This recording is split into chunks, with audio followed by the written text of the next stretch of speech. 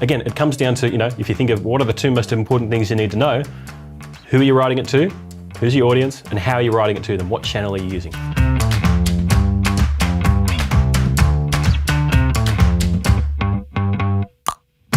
All right, welcome to this video on communications for your church plan.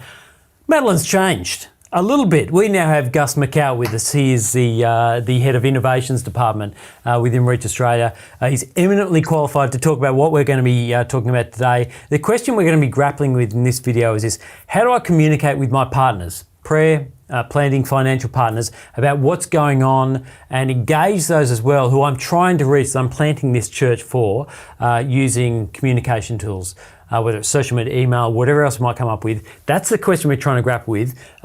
Gus, talk to us about what are the key things that you want to get going when you're thinking about communications? Yeah, I think first of all, whenever you think about communications, you want to know who you're talking to and how you're talking to them. So first up, who am I talking to? Actually know who you're writing to. If you're writing an email, who's that going to be sent to? Is it going to be a 90-year-old male that's going to open it up, struggle with his mouse computer and kind of see it? Or is it going to be a social media post that goes out to someone that's in a youth group?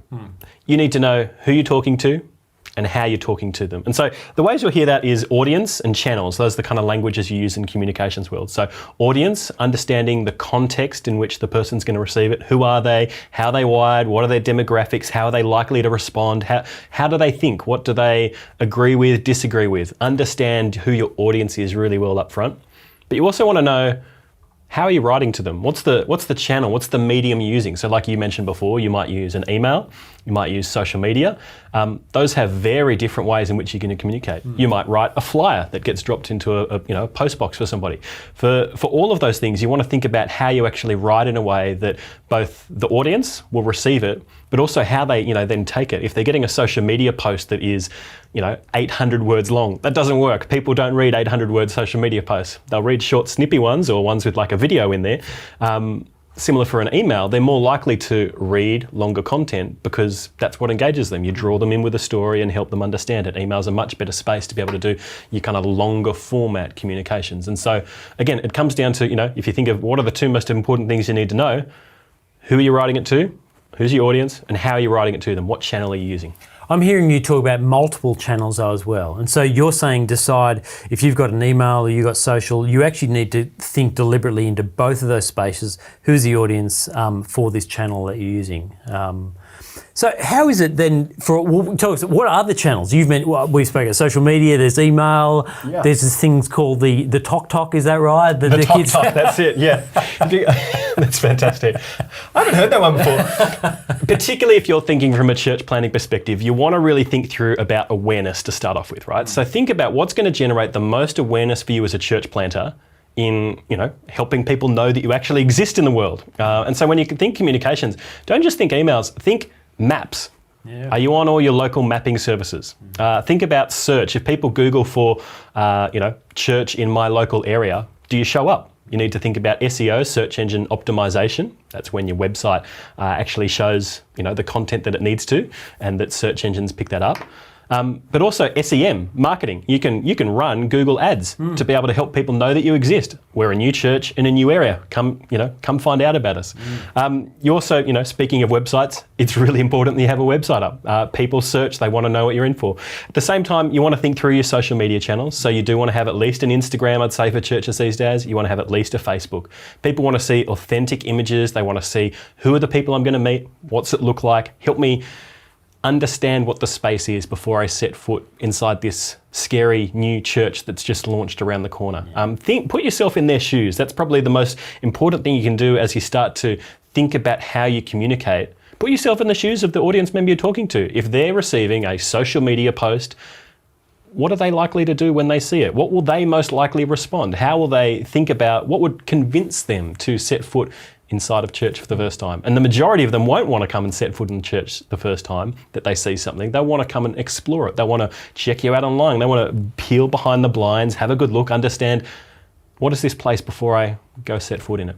Now, the challenge with church planting is there's limited resources. Every church has limited resources, but church plants are trying to do a whole bunch of things in a very short space of time with a small group of people. You've mentioned a couple of things within there, like a whole bunch of stuff that is good and right and proper. How do you, though, set this stuff up so that the church planter isn't the one doing it all and that it actually happens in a helpful way? Yeah, so naturally as a church planter, do a few things well, right? And so think about how you raise up people, like you've already said, to be able to support you in that. But if you are, so let's start at the bare bones. If you're in this alone, the most important thing you can do is make yourself findable on maps. That'll take you about half an hour. Do that on Google Maps, do that on Apple Maps. Make sure, even Bing Maps, just throw yourself in there, all of them. Just sign up for them all. It still isn't Bing. Make sure you're there, present.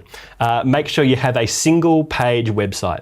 You can create one in an hour these days. Use Wix, use Squarespace, use whatever it takes just to get some type of presence and a URL created. Set up an Instagram account, set up a Facebook account, maybe create an email. For all of those things, you're looking at less than half a day to at least get some type of presence up there and done. Now, once you've done that, you've kind of secured the URLs you want, the names you want, etc. Raise up a team. Start to think about who is on our launch team. It's really easy to kind of cast communications off and think, oh no, that's not mission important at this point. It's vital. Huge. It's really important that you are actually seen, that you're not hidden away on the dark streets. You need to make sure that you're seen. And so when you talk to your launch team, you want to actually be encouraging them to see this as a vital area that they could pour their time into. Yeah. And also help them realize it isn't as daunting as it sounds. People can happily go and create things. You can go and write things. People are good at communicating because we do it all the time. It's just about taking the time to put yourself in the shoes of the person that's receiving the communication and doing it clearly and cleanly in a way that helps them. This is the entire reason that we've set up the Innovations Department in Reach Australia to help churches do exactly this, because it is key, and we recognise there will always be resources within churches that can do this and drive it. But for some churches, they need some help getting started on that journey. And so Gus heads up the Innovations Department, which helps churches do exactly this in order to communicate well and reach the people we're trying to reach. Can I just ask one last question? And you know that this is a bugbear of mine as a hobby horse, because we have this conversation a few times. How do you do this well? Particularly, I suppose I'm thinking social media here. Well, how do you do it well so it doesn't become narcissistic, so it doesn't become about me? I can talk about Jesus, but it actually is about me. How do you think through the communication in that so it actually does drive people back towards the gospel? I think you want to tell stories.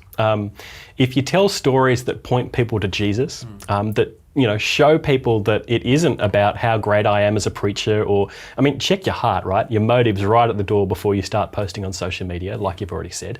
But if you take stories and you tell about people that have come to know Jesus, the majority of people that are checking out a church that want to, poke around on social media or on your website or are searching for some kind of church in your local area, telling them stories, helping them engage with who is this person and how have they interacted with Jesus. Yeah. And it's not about me, it's about what Christ has done. That's what we're trying to do. That's what we want to continue to point people towards. And stories are a beautiful way of both breaking down barriers that people have. People aren't going to gripe about, that person's story is wrong. It's like, no, that's their story. You can't poke holes in that. They've gone through whatever they've gone through and come to know Christ. That's wonderful. Continue to do that. Continue to tell stories of what it looks like for your launch team to engage, for them to feel like they're a part of, being able to reach a particular area with the gospel. There's, particularly as a church plant, you have no shortage of stories to be able to tell, as long as you continue to point them not to yourself and not to how great that particular person is, but point them towards Jesus. Absolutely. That's great. And it does a number of things in there. One is it keeps reminding people of the biblical vision that you have. This is what we're about, seeing lives changed. What it also does is it builds mission heat within that.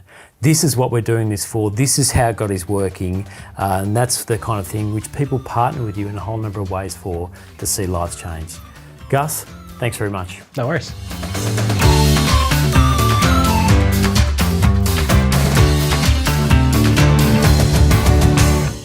That was very, very helpful. It was better, much better than what I wrote.